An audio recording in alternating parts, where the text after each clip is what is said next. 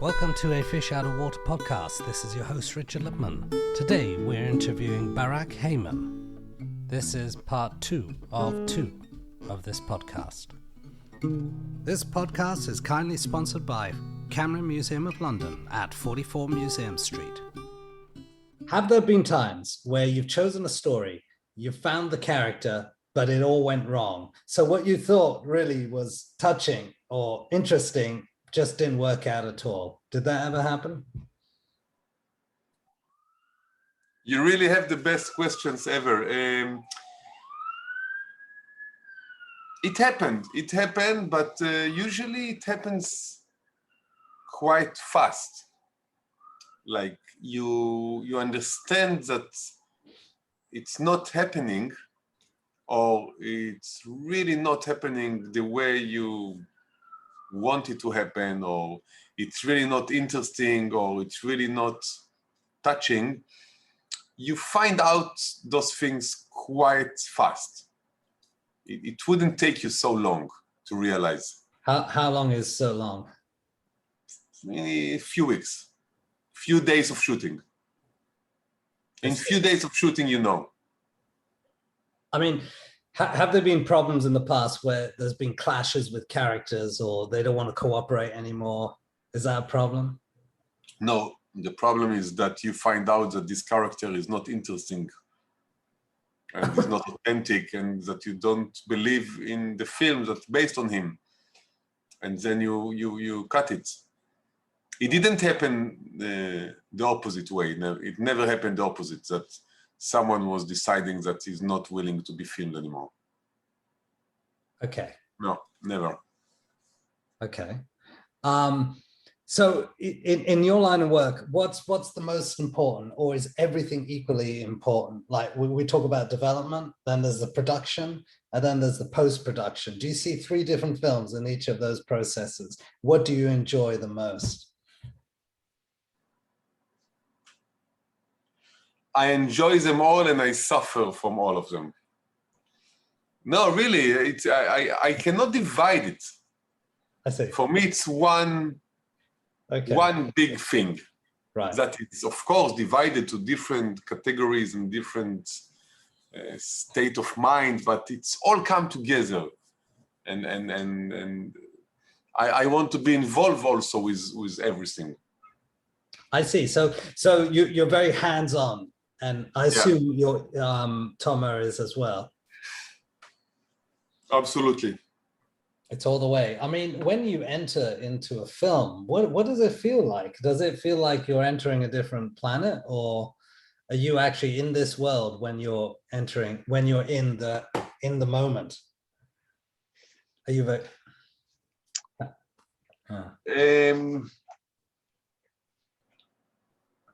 It's an interesting question. I think the most precious thing is happening when you enter a different zone, a different world, a different galaxy of behaviors, of adventures, and you find yourself very comfortable there. And if you find yourself comfortable there, and if you look at it not as someone looks at animal in a zoo from distance and with a border between, but if you look at it as something which is very natural for you or close to you, then this is how the viewer later at home or in the cinema will experience it. And then it will make the film available emotionally for him. And this is the only important thing. So when you emotionally feel sort of close and engaged with the story, then the audience will feel it. Yes. And you cannot fake it, because, I mean, of course you manipulate it sometimes, but you cannot fake it.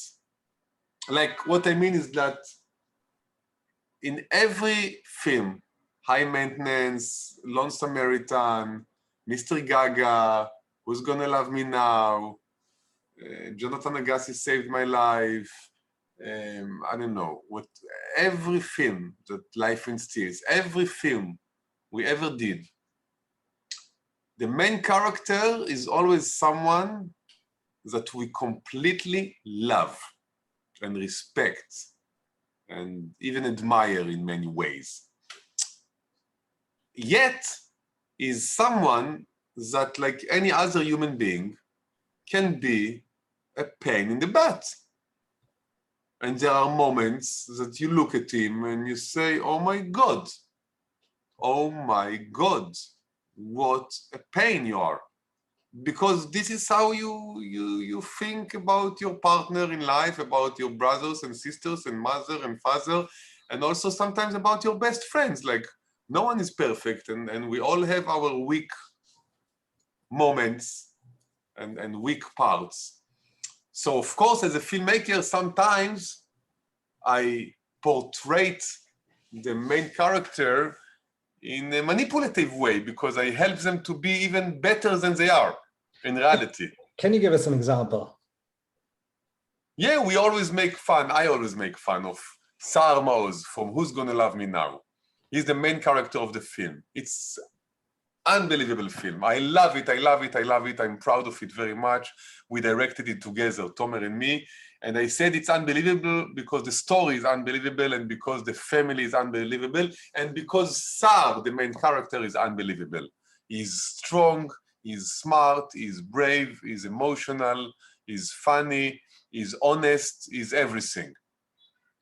At the same time, many times, he would drive me crazy because he never stopped talking and eating your ears and being sometimes such a pain in your butt that you cannot hear him anymore. And sometimes he can be just high maintenance. Yes. Did you ever get the feeling that... And in the film, everyone who is watching the film is falling in love with him crazily because people think he's an angel, he's amazing, he's like perfect, he's like unbelievable, he's like mwah. And then I tell them next to him on stage when we do the Q&A, guys, this is only a film. Believe me, in reality, it can be a pain in the butt. But I say it with love because at the end of the day, I admire him and I think he's beautiful human being. But I just give it as an example of sometimes you manipulate, or many times you manipulate in filmmaking, but the hardcore, the seed, the base of the story emotionally cannot be faked because then it wouldn't work. Did you ever get the feeling during filming, during one of your films, that the character or the subject was trying to direct you?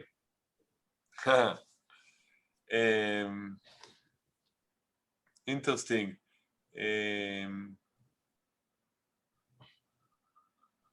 Although they give you the impression that you're in control, but really they are in control. Did that ever happen?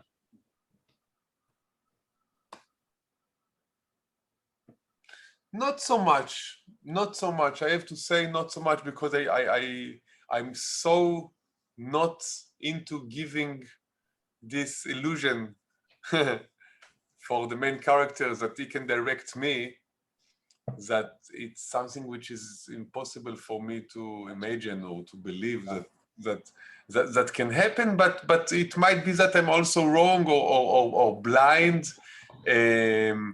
And it could happen with high maintenance that since he's a very like great artist, that he could tell me, like, maybe try to guide me what to do, where to put the camera, how to do it. And then I would tell him, Danny, do I tell you how to do your thing? So don't stuck your nose in my business and let me do what I want to do. So do you tell the subject what you want from them at the beginning of the film? Yes, I tell them general thing. I don't tell them what do I want from them because I don't know what do I want from them, but I tell them in general, I want you to be honest with me. I want you not to act to the camera. I want you to be natural.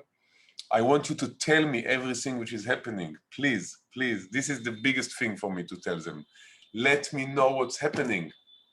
Call me, text me. Let me know what's happening.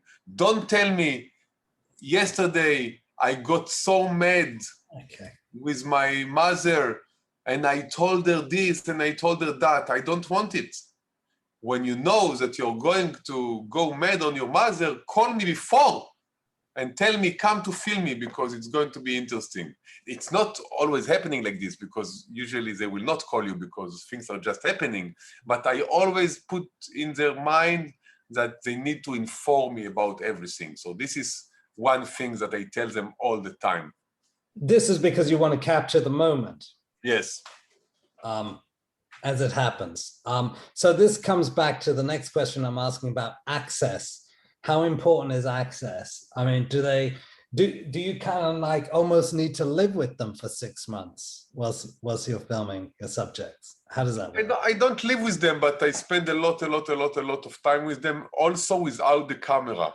Because if you spend also time without the camera with those people, first of all, you show them that you care about them and you enjoy being with them, not only when you need them for being filmed, but because you literally and truly and simply like to be with them. This is a very important feeling that you have to give them.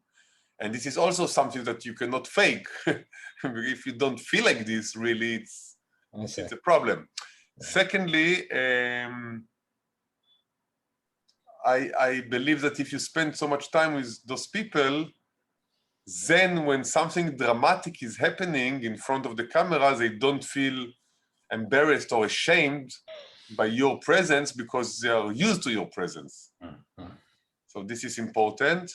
And yes, access is almost everything, because without the access, then you cannot create the film. And access is not only about information, it's also about emotions, how close you can get, how close they let you be next to them, how naked and exposed they allow themselves to be next to you. This is access. And so does that also mean that they have to feel comfortable in your presence?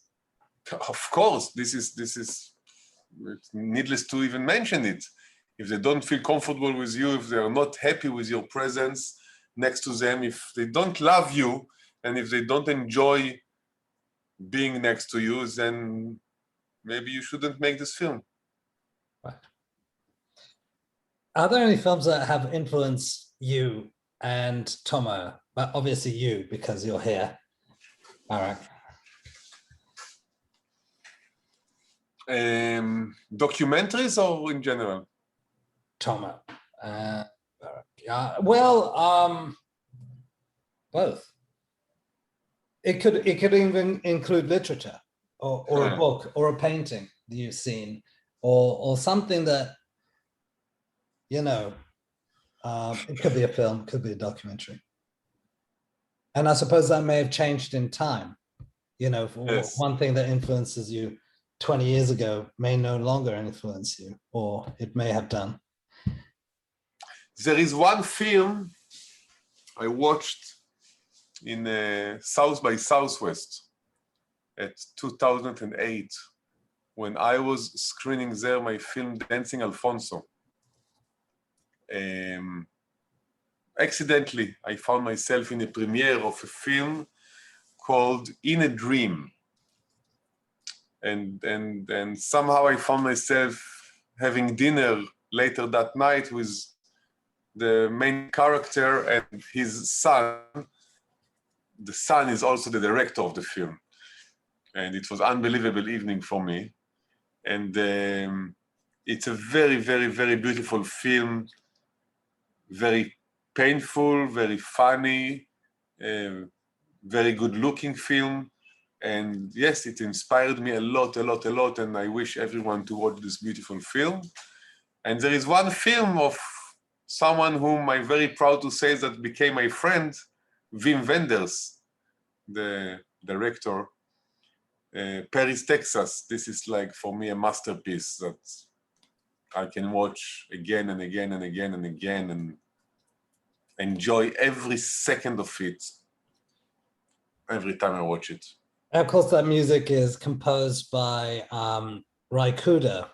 Yes. Have you thought that Ry Cooder could work on one of your films? No, I didn't contact him, but Wim Wenders is in my film, High Maintenance. I filmed him meeting with Danny Caravan, the main character. And there is one scene in the film in High Maintenance when Danny is going in the desert to see his work, which is called The Way of Peace. It's many, many poles with the word peace in tens of different languages on top of them. And since it's reminded me a little bit of this shot from Paris, Texas, of the guy of Harry Dean Stanton walking in the desert, then I asked the musician to create a track which will remind me subconsciously even the soundtrack of Paris, Texas by Ry Cooder. So it's nice that you say it. Fantastic. That's very interesting. And I think Martin Scorsese would say that as well, because he would have like films or images, references that he'd see, and sometimes he'd recreate it in his own way on the screen. Yeah, what are your future plans then? What are you working on now? Right now I'm producing a film of my brother that is going to be released soon in 1 month's time in the Doc Aviv International Film Festival, a film called I Am Not. The same time I'm touring all over Israel with High Maintenance and also going to some festivals abroad, shooting a new film about young ultra-Orthodox Jewish kids practicing capoeira in Bnei Brak, which is the biggest ultra-Orthodox Jewish city in Israel. So many things are happening, always. Fantastic. And now we know that Israel is it's a very political country because of its history and its current affairs. How much does your politics and how much does the regional news affect the content that you make, the stories that you tell? Does it have an influence? Yes, it does completely. Even with High Maintenance, there are two scenes, at least, which are very, very much connected to the political times and the political wind, which I initiated in the film. My previous film before High Maintenance was Comrade Dov, about an Israeli politician, the only Jewish guy in the Arab United List in the Knesset. So it was a very, very political statement and very political project. Also the film about the ultra-Orthodox Jewish kids practicing capoeira, for me, it's political because I'm very much sensitive towards the racism against the ultra-Orthodox Jewish people. Because for me, it's always strange that people can be so sensitive to racism against the Arabs, but at the same time be racist by themselves against the ultra-Orthodox Jewish people. So for me, it's almost the same. So yes, it's very political, and also in my personal life, I am investing quite a lot of time in so-called political activities and demonstrations and trying to be as active as possible. So if there's one thing you would change, what could you change in the country? The Zionist based on this country. This is for me the biggest crime And this is for me the instruction, how do you say, the base. Instructions in. Yes, I know what you mean. There's The base. fraction. Yes, okay. The base of most of the biggest problems in Israel is the Zionism, is the idea that Jewish people deserve more than non-Jewish people. This is for me the core of everything, and the reason, as I see it, maybe I'm wrong, the reason and the base for the occupation and for the apartheid and for everything, because it is unbelievable for me that my great uncle from Buenos Aires, who have never been here, who doesn't even know how to define between Hebrew and Arabic, doesn't know shit about this place and is not connected to it in any way. Not in the culture, not in the language, not in any way. He can anytime come here and get a citizenship and ID and all the benefits and be a citizen just because he's Jewish.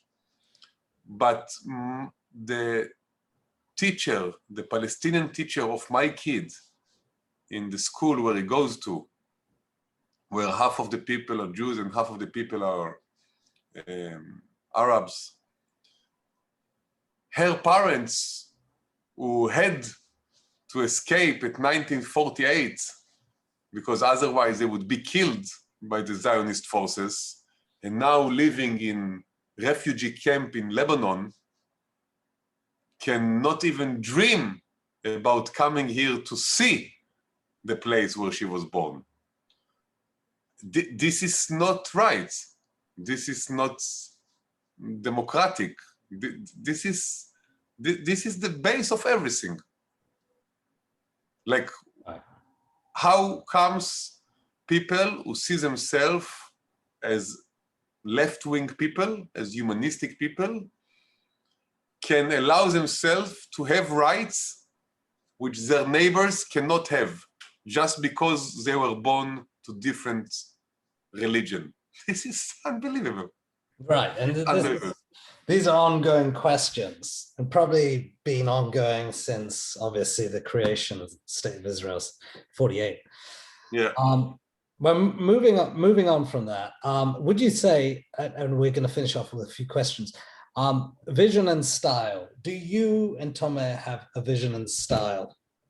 Would you, and if so, how would you define it? Like a stamp, like a brand. I think we do have a style. I think we have very personal style, a very intimate style. We are portraying the reality through emotional point of view. So even when we make a film which is very political, or dealing with very important social matters, it will never be didactic and it will never be intellectual. It will always come through the heart, from the heart to the heart. And we have the style of being very, very, very, very close to our characters. The most possible way of being close to human being. And this is, yes, our style, and we take our time. We start making a film, and if it will take us 2, 3, 4, 5, 6, 7, 8 years to complete it, we will not release it before we feel it came to the best level possible of it. That's very interesting, very inspiring as well. Yeah. Okay. I mean, are there any films that you made that took absolutely years? Mr. Gaga took 8 years. Wow. On and off. High Maintenance took only 4 years, 4.5. Well, the result is very good. Yeah. For an audience, it's very insightful. How do you cope with your critics? Are there any critics that, you know, just had a problem with some of your films, and how would you cope with it? It depends.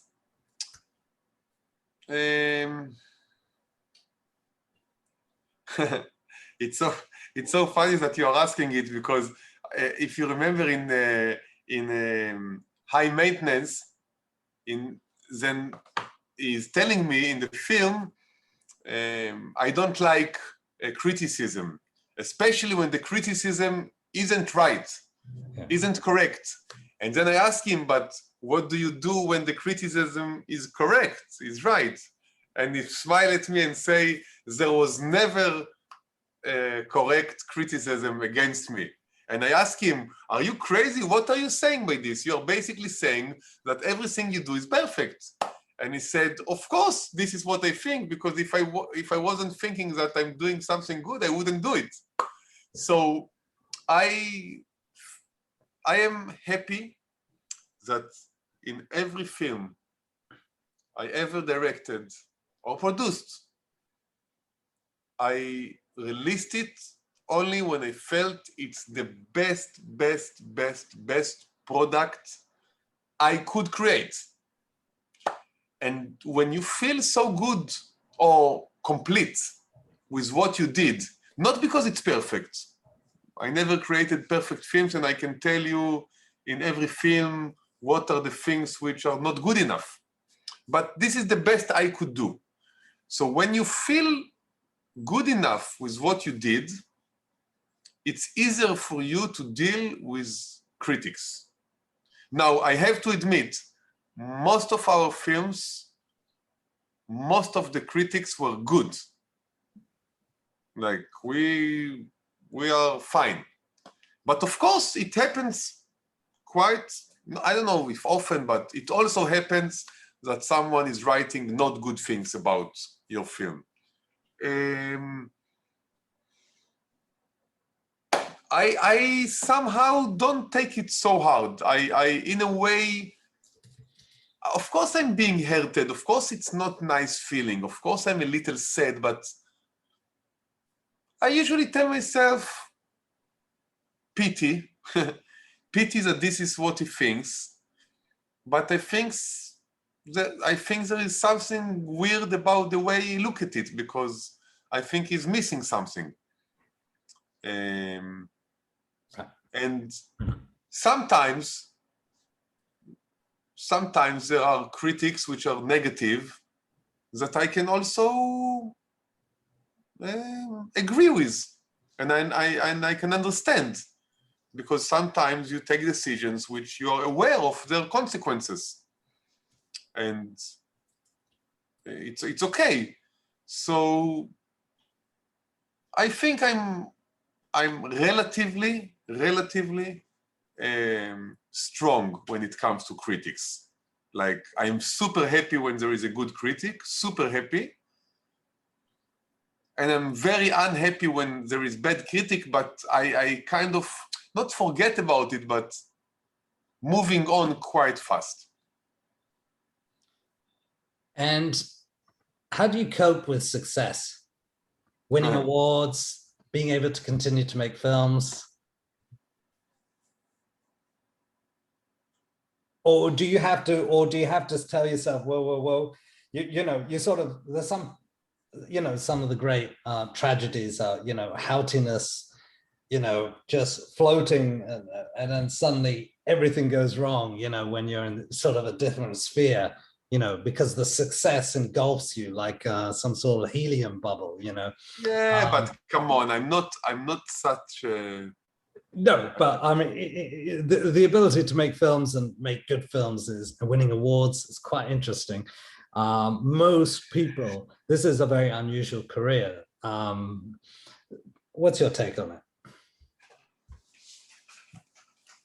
All your questions are coming from you, or people are sending you questions? No, they're coming from me. very, very, it's really one of the most interesting interview I've ever done, and I did tens of them. Really great questions. How do I deal with success? I am very, very, very grateful. I credit my main characters for this success. I always feel, I don't know how to say it, grateful for them. And in a way, I always feel I owe them. I owe them because they gave me their life stories to tell. And because of their openness and braveness, I am able to travel all around the world in many different film festivals. I feel very lucky. I don't think I get confused, and for sure I don't think I get, arrogant or snob or like feeling too important. Even though we really went quite far with our films, like, we went to the European Academy Award ceremony, and we won already like twice or three times in Berlinale, the Audience Awards, and we won many, many, many great awards in many festivals in Israel and abroad, and we won twice or three times the Academy Award in Israel. Like, it's quite good stuff that we had, but I'm happy about it. I'm happy about it, and it gives me energy and motivation to keep on going. But I'm happy with little things. Like yesterday, I had a screening of one of my projects, like this web documentary series about the YouTubers that I turned into 1 hour film. And yesterday I was screening it for 12 people in a small city in the north of Israel. The day before, I screened High Maintenance to a full house of like 200 people, were packed, and people were like standing ovation, and like I felt like a rock and roll star. And I have to tell you that yesterday with those 12 people, I didn't enjoy less. Really, I'm honest about it. There was something very intimate about the conversation with them. So I'm very happy with big awards, and I'm very happy to be, respected and, recognized. But I don't put so much attention to this. I'm like too busy with the new project and with life itself, and to be angry about the politics. So I cannot sink into this pleasure for too long, but it's inside of me. I'm happy about it, and I feel very privileged to have this kind of a job. Before releasing your films, do you show them to audiences? Do you show them to strangers? Yes, always. I always show the rough cuts to different people, not to too many people, but usually to like 10, 15 people. Some of them are professionalists, like directors, producers, editors. Some of them are like regular, normal people that I just care about their opinion, but they have nothing to do with the showbiz. Right. Yes, I always show. Fantastic. What's your philosophy of life? Don't dare to wish yourself something which you don't wish for others. Like, don't think you deserve something that others do not. Don't take yourself too seriously. Don't be stingy. This is what I tell my kids almost on a daily basis.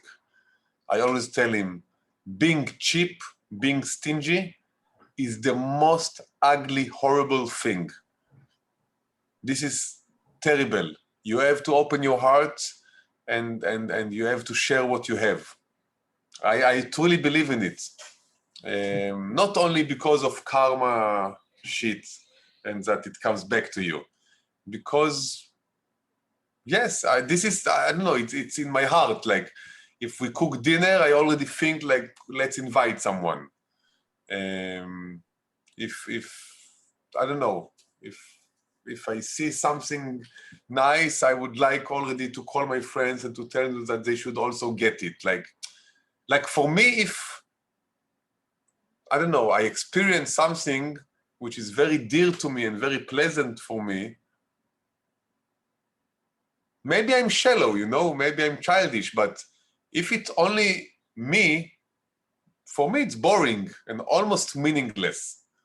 But if it can be shared with people I love, then it becomes fun and interesting. Some other examples of that? Obviously, you share your stories. That's Yes. one of the big things. Yes.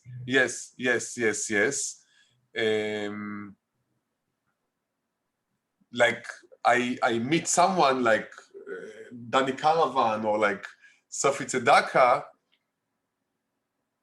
and this is my way of sharing it, as you say, like I experienced something quite deep, and then I say, if I don't make a film about it and don't show it to, I don't know, millions of people, hundreds of people, thousands of people, doesn't matter the amount, then what does it mean? I take it only for myself. And have you always worked with characters that you admire? Are there characters that you have worked with that you do not admire at all? But no. I only portray people whom I love. I can criticize them. Also in High Maintenance, there is a lot of criticism about him. People even sometimes tell me that I was too harsh on him, that I showed too much weak points of him. It's not like I'm showing only the positive sides of my main characters, but if I don't admire them, if I don't love them, if I don't get inspired by them, I don't find the motivation to tell those stories. I see. I'm not a journalist. Yes. I'm not working for TV. I'm making long-term documentaries. It's something different. Right. There are some filmmakers like Nick Broomfield or Werner Herzog that make films about serial killers and things like that. Is that something that you could do? Maybe I could, and maybe I will. But so far, I didn't. Right. Final advice to filmmakers or anyone who wants to get out there? I think very important advice is to find good partners. I personally don't believe in working alone. So I have my brother that was leading me and inviting me to this ride, like many years ago, more than 15 years ago. And since then we are together, even though we are now usually working on different projects and maybe sharing less than before, but still we are together in this company, and still we know that we protected each other, and still we know that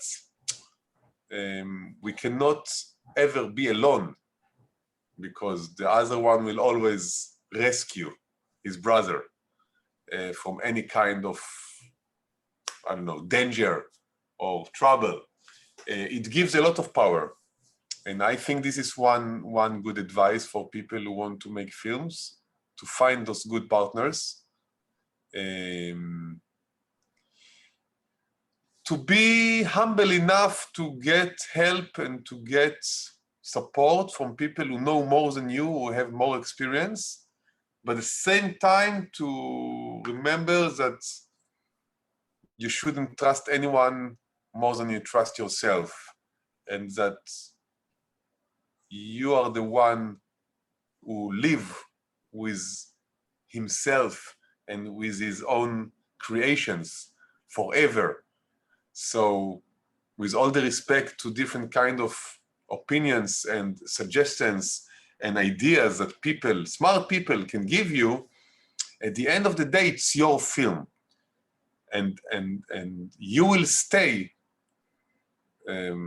This film will stay in your life forever, and this film is you in a way. We are our films. Our films are us. So you have to love your film the most, and it's more important than to try to create a film which will win an award or will be successful, because this is, you never know. Maybe you're wrong. But one thing you know is that if you do something which you don't feel good about, it will kill you every time you watch it for the rest of your life. So you better do what your heart is telling you to do, and not anyone's heart. And then, of course, you have to be smart enough to try to make it as successful as possible, but without hiding the truth from your own conscience.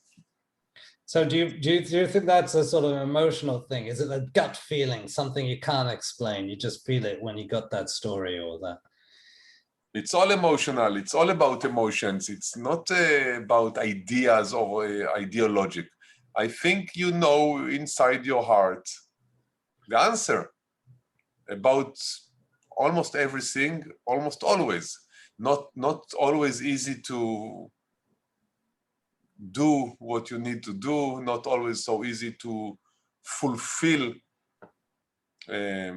your destination or your understanding, but at least don't lie to yourself. You can lie to someone else, it's sometimes okay, but don't lie to yourself. And when it comes to filmmaking, if you don't like something in your own film, don't convince yourself that you like it, because you will never like it, even in 20 years from now. And then all the smart people that gave you great ideas will already be gone, and they wouldn't even remember that they saw the rough cuts. But you will, for the rest of your life, see the poster of your film, or you will watch the film itself sometimes in a festival or on TV.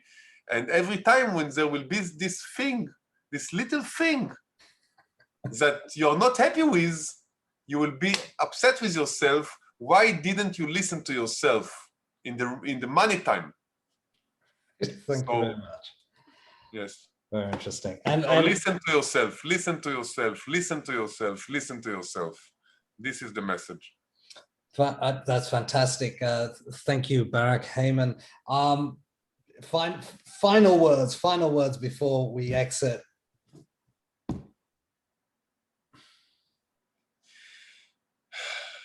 I believe that we came to this world not only in order to enjoy and have fun.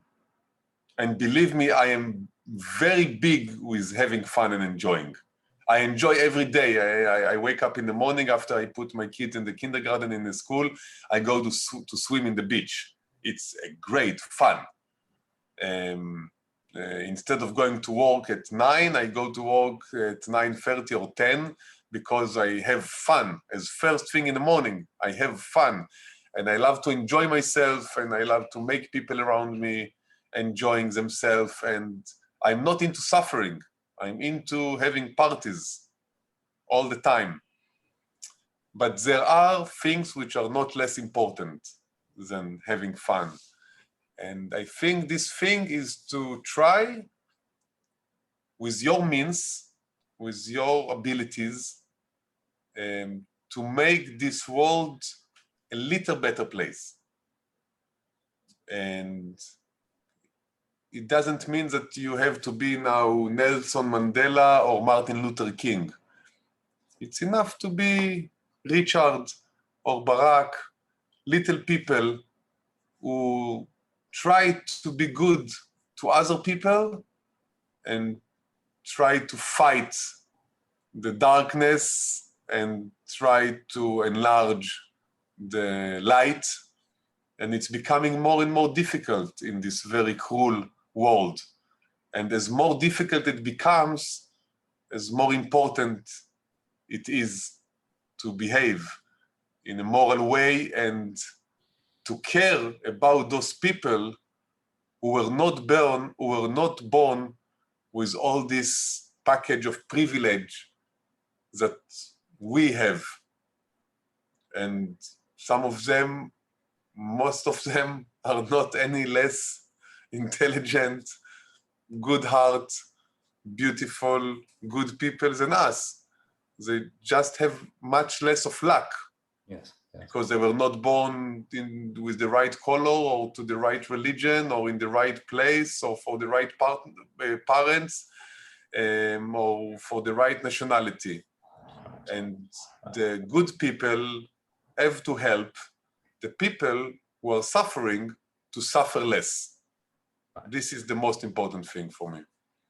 Absolutely. I noticed that most of the films were made in Israel. Are you planning to go abroad and search for stories internationally, or you are mostly gonna stay around sort of the home base, or it doesn't really matter, doesn't it? Or it doesn't really, as long as I live here, I will naturally find the stories here. I'm happy to do things also abroad. If there will be an interesting situation to create something abroad, I will do it happily. And I think I can do it, even though my English is not as, fluent, as great as my Hebrew. I can manage a relationship with English. My girlfriend, I speak with her in English. So this is very natural for me. And I'm happy to experience new things, but right now, especially politically, I feel the most important thing for me is to be here and to fight with my friends against the occupation, against the apartheid, against the capitalism, against all the bad things which are making people suffer, and no one should suffer. So, as I said before, I am from the privileged people, and I need to support the people who have less luck of me. I wanted to ask finally about ideas. And you and your brother, Tomer, must have lots of ideas, but how often do those ideas turn into films? Stories? 10%. Okay.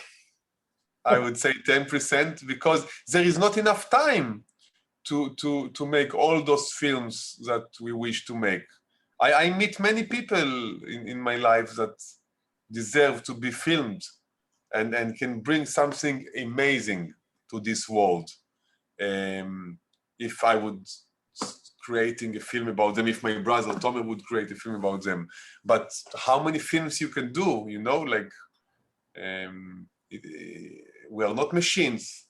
We are human beings, and we have our personal life and our kids, and you cannot do all the things you want to do. But I'm happy to tell you that so far, whenever Tomer or me had like very, very strong idea about something which was very meaningful to us, 100% of the cases, we made it. We didn't give up. We didn't give up. We don't believe in giving up. Brilliant. Thank you very much, Barak. Have a good evening, and it's been a real pleasure talking with you. Thank you very much to you. It was beautiful. Thank you very much. Thank you. Bye.